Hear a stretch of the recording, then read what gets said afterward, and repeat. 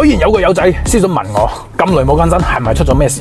我吹佢呢條粉腸，冇事，就算有事都係好事。冇更到新係因為我前排新鬼咗啦。呢個撲街遊戲除咗激爆血管之外，我諗到佢有任何體驗。但尋日我喺抖音見到個叫傑乜叉嘢嘅嗰條友，佢都幾勁，啲操作都可能仲喺我之上，啲意識同埋手法直情係冇得頂啊！睇咗佢直播之後，我又覺得我掂啦，直頭眼都唔眨下衝上嚟啊！秋兒，嗱，有冇意外嘅話，呢期我哎呀撲街咁都劈佢唔死。哎呀，呢度仲有一個。喂，我頂你個肺，你條粉腸，我收皮啊你！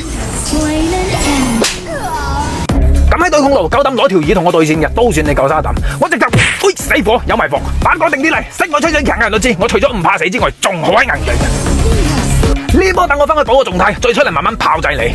哎，咩料？你條屋企天堂有路，你唔去地獄無門，你係腰闖係嘛？嗱，係你自己擁埋嚟嘅，唔關我事啊！個電話嚟就唔使驚，我閃。